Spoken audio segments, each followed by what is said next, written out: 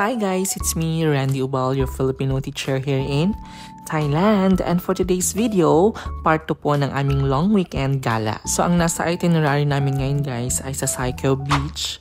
So magha-half day kami doon hanggang alas 12 kami ng tanghali. And after namin sa dagat, didiretso kami sa Terminal 21 para mag-lunch. And then after ng lunch namin sa Terminal 21, pupunta kami sa Big Buddha and then sa Pattaya Viewpoint. It's been a long time since nakakita ko ng bulubundukin at ng mga maraming puno. Kasi alam nyo naman, sa Bangkok wala masyadong mga puno. So nakarating kami sa Siquijor Beach ng mga around 6:30 or 7 siguro. And of course, bago kami kumain at magkanya-kanyang langoy at photoshoot, something like that, nag-worship muna kami sa seashore. Napaka-perfect lang mag-worship ng moment na to kasi wala pang masyadong tao, malamig, at syempre super refreshing, di ba? Napaka-peaceful. Ito yung perfect time para mag-meditate, para matulala, or tumingin sa malayo, ganun. May recommend ko din pala tong beach na to kasi white sand siya. And ang isang nagustuhan ko pa dito, madaming mga cubicles sa comfort room nila. Madaming shower room at saka maraming sink. And at the same time, may choice ka din kung gusto mong mag-rent ba ng cottage, ganun. I'm not really sure sa presyo ng cottages pero base sa narinig ko, 150 to 200 baht daw ata. Pero kami, hindi kami nag-rent ng cottage. Doon lang kami sa seashore talaga. Doon lang sa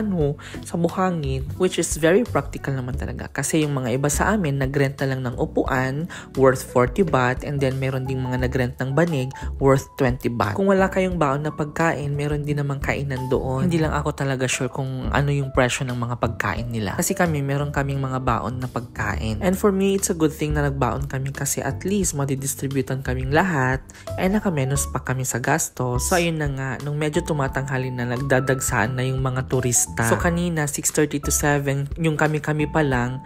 Ngayon, nung tumatanghali na, halos hindi mo na mabilang yung tao. So, I advise na mas maganda kung aagahan ang pagpunta dito. Siya nga pala guys, meron palang entrance fee na 50 baht. And meron din pala silang jet ski dito sa Cabanana Boat. I'm not really sure din sa presyo ng jet ski sa Cabanana Boat. Pero ang alam ko dyan 200 to 500 na yan, ganun. So, nung mag-aalas 12 na, nag-decide na kaming pumunta sa Terminal 21 kasi doon kami magla-lunch. Actually, this is my second time na dito sa Terminal 21 and ganun pa rin. Maganda pa rin naman at malaki, maluwang. Ang na-appreciate ko naman dito sa Terminal 21, bawat floor meron silang kanya-kanyang theme. Gaya nung nakita nyo kanina yung London, ito Tokyo, and then San Francisco, ganun. Madami as in. Diba nakita nyo rin kanina yung Eiffel Tower at ito yung Leaning Tower ng Pisa. How I wish meron din naman sanang Philippines. Hindi talaga nila tayo favorite So after namin kumain, na hindi ko naman na video, ayan, naglibot-libot na lang kami sa mga sale. Oo, madami silang sale kasi wala namang pambili. Kahit tig 199 lang yan, di ko na-afford. So after naming mag-lunch at maglibot-libot sa Terminal 21, dumiretso na kami sa Big Buddha. Pero ito na naman yung problema, hindi na kami nakaakyat kasi nga ang init. So ayun na nga, ito na lang yung ginawa ko since hindi naman ako nakaakyat at nakita yung Big Buddha. Pero nakapunta na ako dyan. So dito, kailangan mong i-bell yung mga bell para daw maka-attract ng blessings pa. Ganon.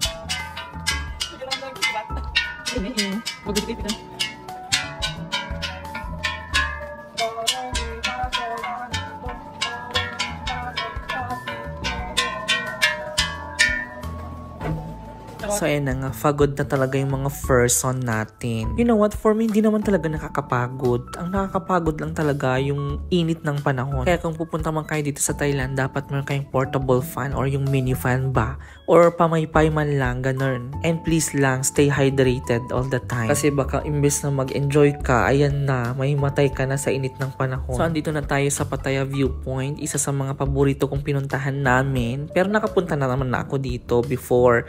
Pero hindi pa rin nagbabago, ang ganda pa rin. Isa ito sa pinakamagandang viewpoint na napuntahan ko sa buong buhay ko. Kasi as in makikita mo talaga yung buong Pattaya. Ang struggle lang naman talaga dito ay yung init din ng panahon. Kaya kung pupunta kayo dito sa viewpoint, dapat yung makulimlim or kahit sa hapon na yung sunset, ganun. Meron din yung telescope dito na kung saan maguhulog ka lang ng 10 baht tapos makikita mo na ng malapitan yung mga buildings ng Pattaya, ganun, yung dagat. At syempre, pwede ka rin mag-emote dito. And then, kapag meron kang jowa, pwede kayong mag-date dito. Pero kung wala ka namang jowa, okay lang din. Mas okay nga Walang problema. Pero be careful lang Ayon kasi sa sabi-sabi na narinig ko, yung mga magjowang pupunta dito, ay naghihiwalay. Oh, alam mo na ha.